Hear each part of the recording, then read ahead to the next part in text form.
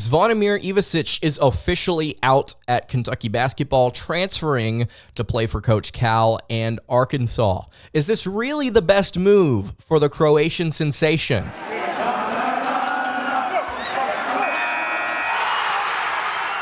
You are Locked On Kentucky, your daily podcast on the Kentucky Wildcats, part of the Locked On Podcast Network, your team every day. All right, what's going on, Big Blue Nation? Welcome on into Locked On Kentucky, your daily Kentucky Wildcats podcast. I'm your host, Lance Dawe. On today's episode of Locked On Kentucky, we are going to be discussing Zvonimir Ivisic entering the transfer portal and committing to Arkansas. Is this the right move for Big Z? I'm not quite sure it is. We're going to discuss that on today's episode, including Mark Pope in the transfer portal, a plethora of players that Pope and company are looking at. A couple have already scheduled visits with UK, a couple of players from BYU that I feel very confident in Kentucky having the chance to land. Going to discuss a ton of names, dive into their strengths and weaknesses today, as well as Boogie Flan, DJ Wagner, and Aaron Bradshaw all departing from UK. How much does it matter that Kentucky's losing these three players? I'm not quite sure it matters a ton. Going to dive into that today to wrap up the show. Thank you so much for making Locked On Kentucky your first listen every single day. Want to remind everyone out there that we are free and available on all platforms. If you are watching on YouTube, I would greatly appreciate it if you subscribe to the show. And if you are listening on podcast, I would appreciate it if you subscribed there as well. Today's episode is brought to you by LinkedIn. These days, every new potential hire can feel like a high-stakes wager for your small business. And that's why LinkedIn Jobs helps find the right people for your team faster and for free. You can post your job for free at linkedin.com/lockedoncollege. Terms and conditions apply. All right, so let's go ahead and get into it. Big Z is officially out at Kentucky basketball, entered the transfer portal, and then had a meeting with Mark Pope earlier today, April 15th, 2024, to potentially return to the Wildcats. But this is what Big Z had to say on his Instagram story. Quote, "Today I met with Coach Pope and had a great meeting with him. He's an amazing guy and a great coach, and he will do big things here. After our conversation, I informed him that I will not be returning to Kentucky. Big Blue Nation, my amazing teammates, I love you, and this has been the best experience a kid from Croatia could ask for coming to the United States. You took me as one of your own since the first moment, and the love just grew. From the billboard to countless other things you've done to show love. I mean, come on, who does that? I will forever be grateful for that, and it will have a special place in my heart. With that being said, I made the lifetime decision to come to college for a few reasons. Main ones to win a national championship and go to the NBA. Main ones to win a national championship and go to the NBA. Monumental part of that decision was Coach Cal, and no one does both of those at the same time better than him. That's why I'm excited to announce that I'm committing to Coach Cal and Arkansas Razorbacks." End quote.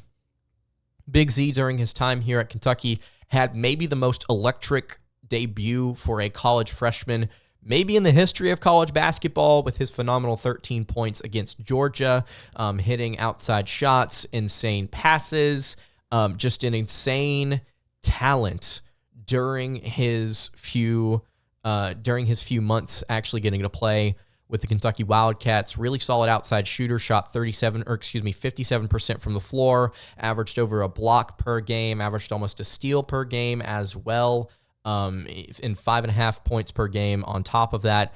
Was not the most consistent defender, I would say, but Zvonimir has a ton of upside, and that's what I want to say kind of to start things off here. Zvonimir Ivisic at 7'2", 230 pounds, has an NBA future. He has very high potential. I have a lot of respect for the kid. I like his personality. I like his game. I like his development. I like what he's going to do and has done. I expect him to do great things. Best of luck to Zvonimir Ivisic. I don't necessarily know if this was the best decision for his career, for a couple of reasons. Well, I'll say this first. Zvonimir knows himself better than anybody. He knows what he wants more than anybody for his career. And I think that him making these decisions, you know what, at the end of the day, it's what he believes is best, and best of luck to him in that. Zvonimir did not get a ton of development in some of his weakest areas of his game during his year with Kentucky. Kentucky did not coach defense whatsoever. And at 7'2", 230 pounds, it's very difficult to be bad at defense, but Kentucky did not coach this kid into playing good defense. Zvonimir could not play defense in year one. Part of it was effort, part of it was understanding, part of it was system. He was not put in a good position to excel on that side of the ball. And my fear for him is that it's going to be very similar for him this season at Arkansas unless Kentucky can do some major development on that side of the ball, bring somebody in that can coach, I should say, much better defense. Ivisic, I don't think is a bad player. I think he's a good player. Again, like I said, he's got NBA potential. But that side of the ball alone, not being able to stay with people driving the ball to the rim, being able to protect the rim consistently as at 7'2", I think is a problem.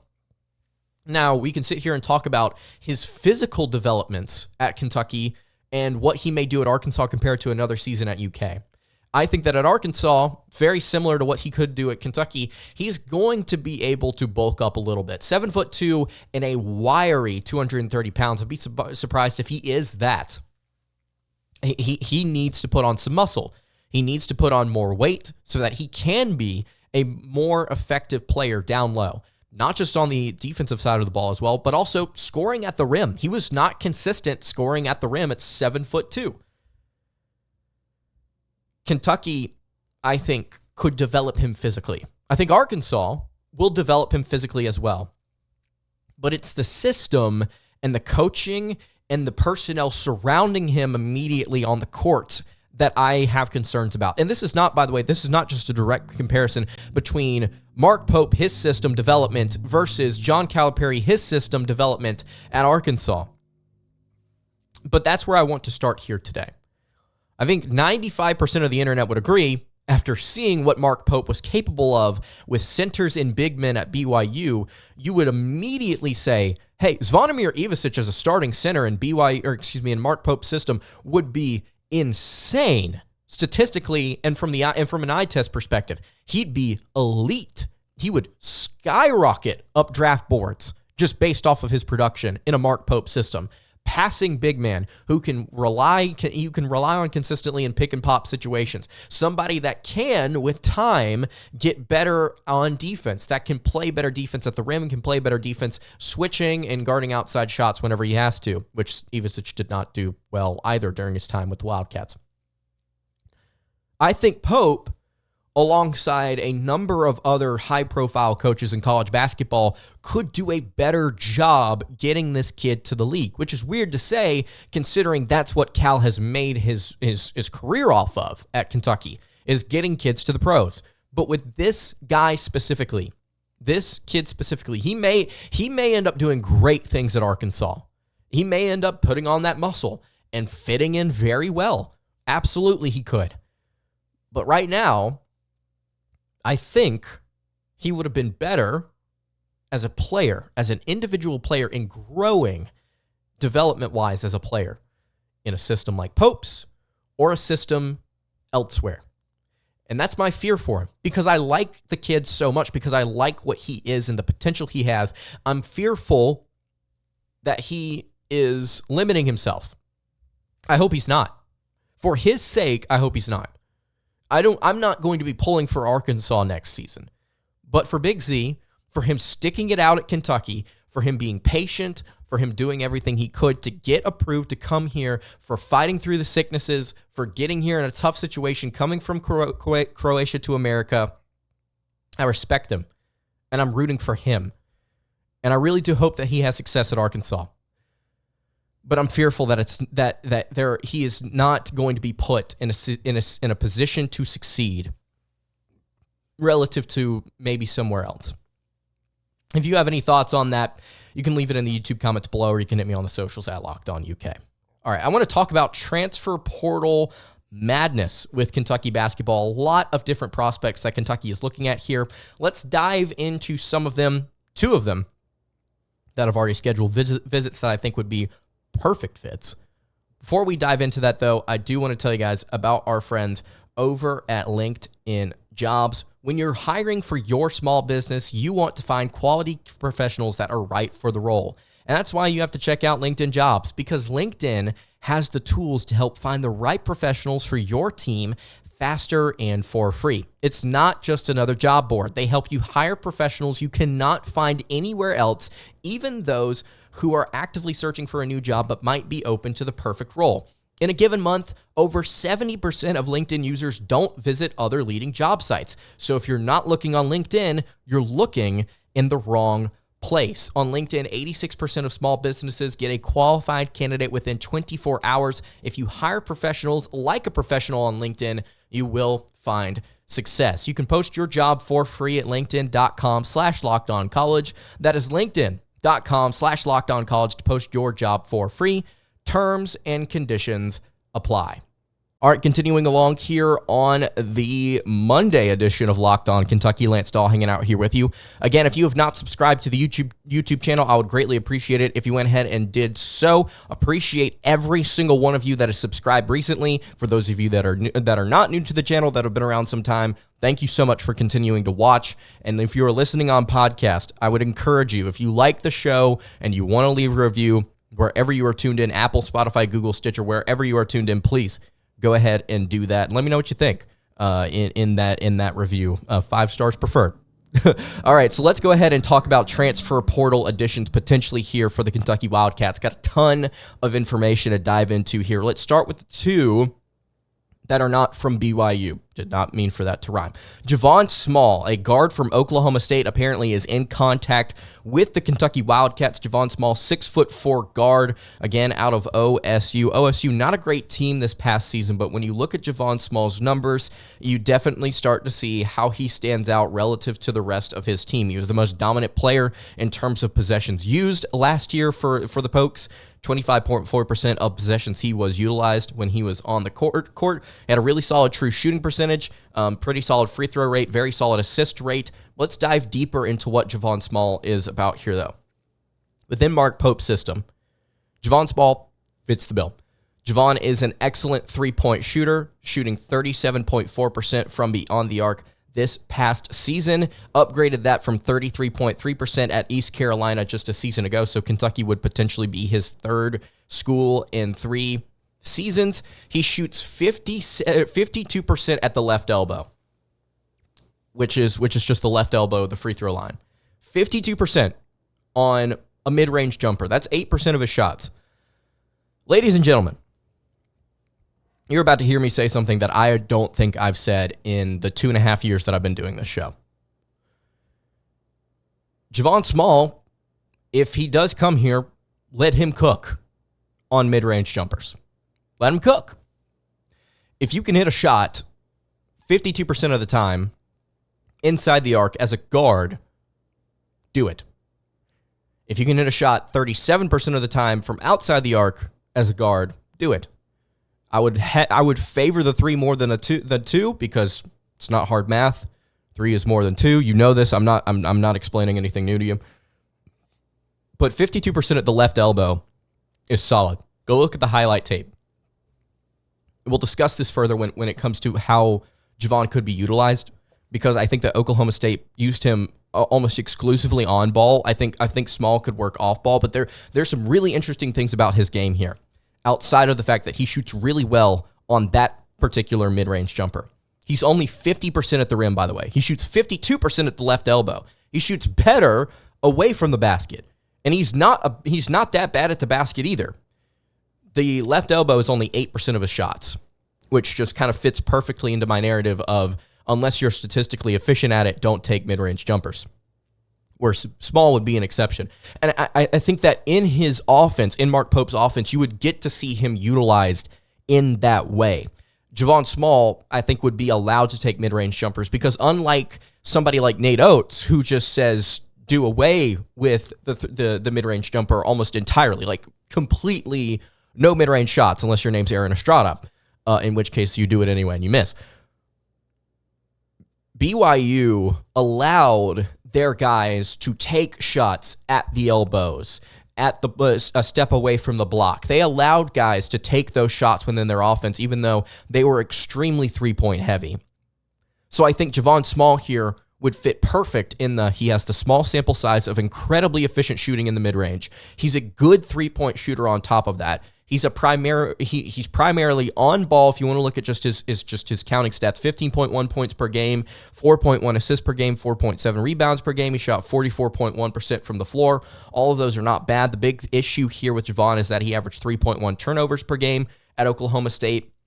You'd like to see that number go down just a little bit. I can see just by the way that he handles the ball and the way that he operates in the offense, this is not a shock to me. Just based on his highlight reel, you never got to see him actually turn the ball over in some of these videos, but it makes sense. He fits. He definitely does fit as a guard, and I want to give a comp in just a second, but one more thing here. Statistically, and you can see this in his film as well, he is more consistent in catch-and-shoot situations as opposed to shots off the dribble coming off of ball screens. So when you watch him in the pick-and-pop game, he's really, really good at knocking down some of those outside shots. He's more consistent of a shooter that way.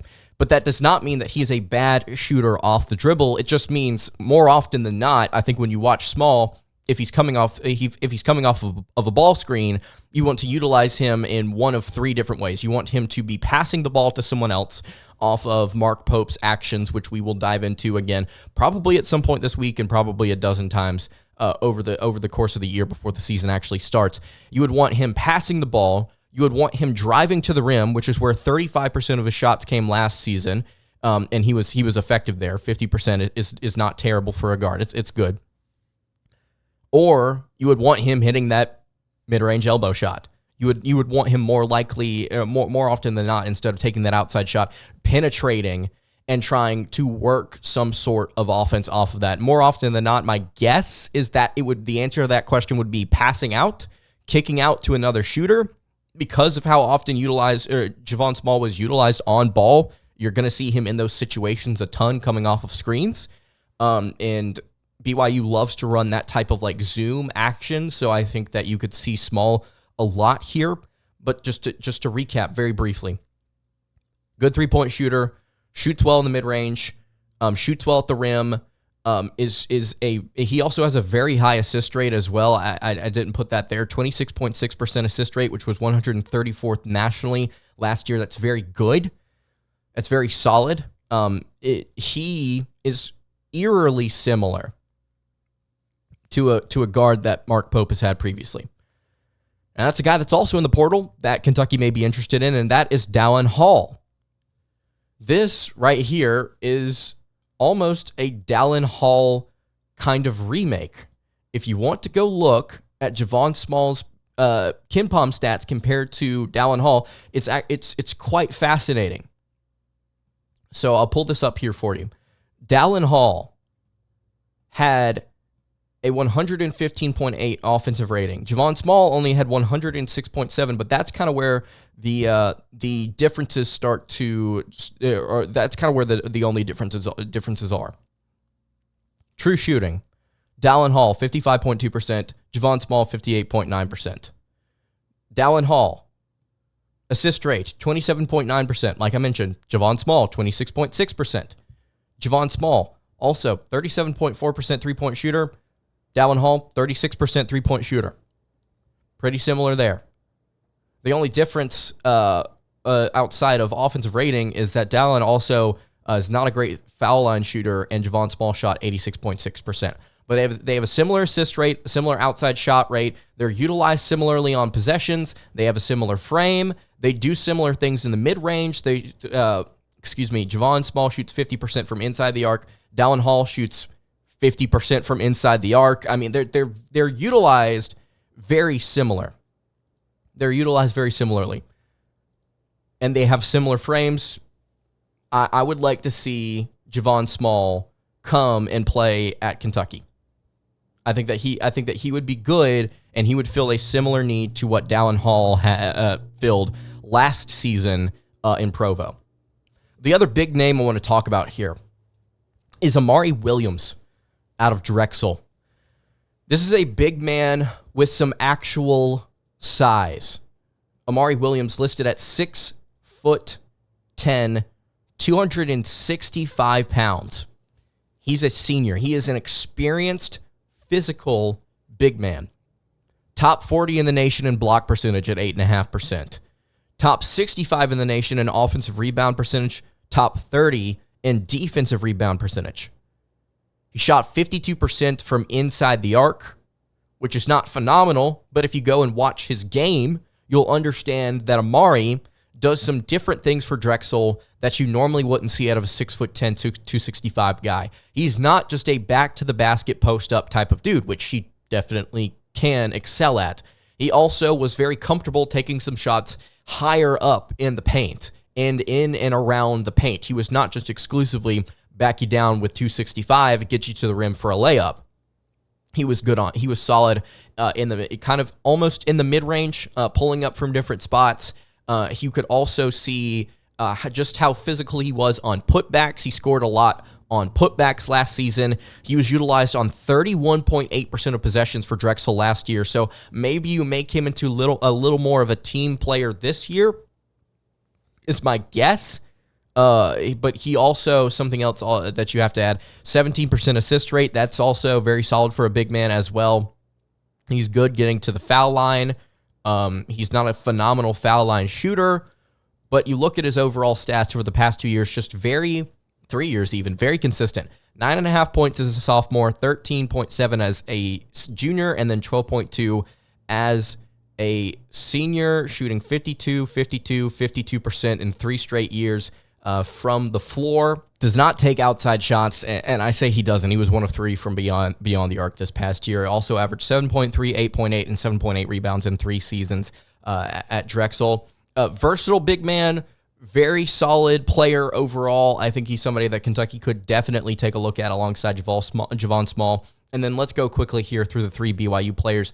Khalifa is currently down to 3 schools, Kentucky, Louisville, and BYU. Khalifa, obviously, one of those other big men in the portal that may be the best passing big man in the entire country. Also a respectable outside shooter as well. Jaxson Robinson, 6'7" guard out of Provo, the Cougs. According to various sources, he could be somebody that Mark Pope brings in pretty quickly here over the next few days. He posted Pope's press conference on his Instagram story. Could see him here. And then Dawe from BYU. He did not include Kentucky in his final schools whenever he put out his list. So Dawe out of the game here. Maybe Javon Small can be somebody that kind of takes over for that Dawe position, I guess I could say. So, okay. There are several players that have officially decided that they are out on Kentucky as well. 2 of them in the transfer portal, 1 of them requesting a release from his NLI. Before we get into those players, I want to tell you guys about our friends over at FanDuel. It is playoff time in the NBA and NHL. Baseball is in full swing, and FanDuel is your place to bet on every game, because right now new customers get $150 in bonus bets guaranteed. That's $150 win or lose. You can bet on everything from slap shots to home runs to slam dunks, all on an app that is safe, secure, and super easy to use. So what are you waiting for? You can visit FanDuel.com/lockedon and make your first bet an automatic win. That is FanDuel, America's #1 sportsbook. All right, wrapping up the Monday edition of Locked On Kentucky. Lance Dawe hanging out here with you. Again, I really appreciate you guys checking out the show today. If you have not subscribed to the YouTube channel or the podcast feed, one more time, I'd appreciate it if you went ahead and did that. Very, very brief, by the way. Rick Pitino update. Rick Pitino back on Twitter once more, decided to post something that I think, once again, Rick Pitino is just batting 1,000 on Twitter right now. I'll pull this up for you guys here real quick, just to make sure that I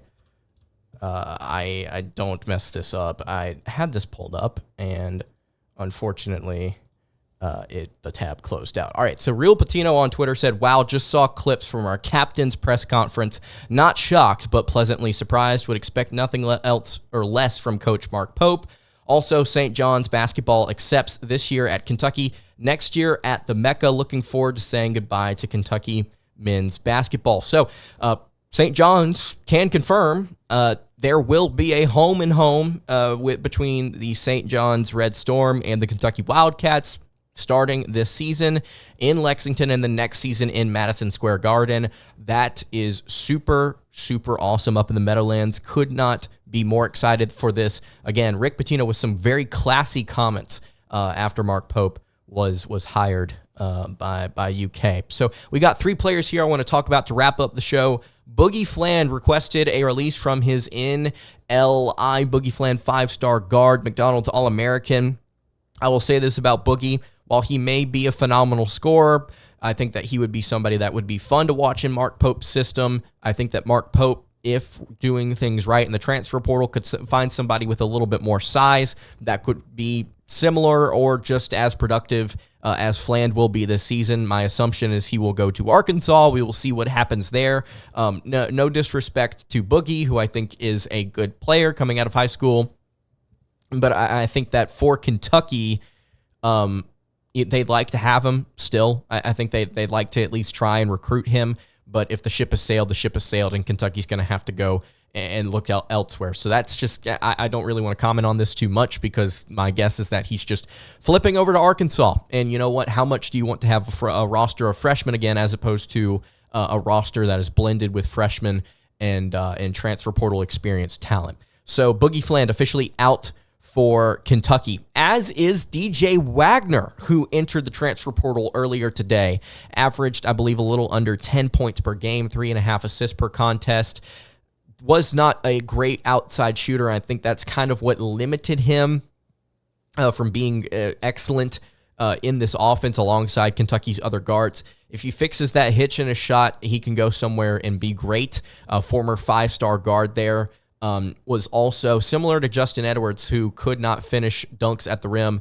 DJ Wagner consistently, again, the big knock on him for me was the fact that he continued to leave his shots short. And I think he can find somewhere, if he can go somewhere that can fix that for him, if he can go somewhere that can help him kind of put some more oomph into his form, into his shots, he can go somewhere and be elite, like really, really, really good. I think Wagner could be a top guard, all conference type of guard somewhere. Maybe at Louisville. Who knows? We'll just have to wait and see what happens there. And then to wrap up, just kind of the names here. Aaron Bradshaw, he will not be coming back to Kentucky. He has committed to Ohio State, who will play Kentucky this year. Interesting storyline there.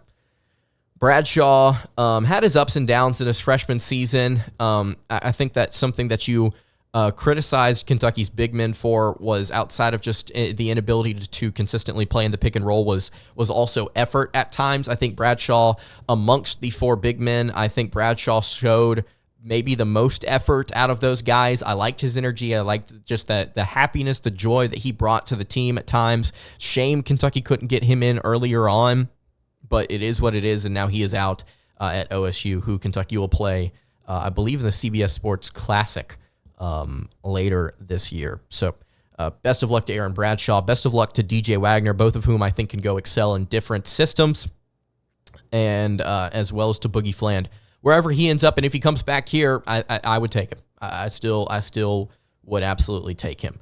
All right, that's going to do it for today's episode of Locked On Kentucky. Hey, you can follow the show on Twitter at Locked On UK. You can follow me on Twitter at LanceDawe_, and you can follow the show over on Instagram. That is at Kentucky Podcast. Any questions, comments, concerns, leave those in the YouTube comments below. Hit me on the socials. I will see you all tomorrow for another episode of Locked On Kentucky. Hope you guys have a great rest of your day, and God bless.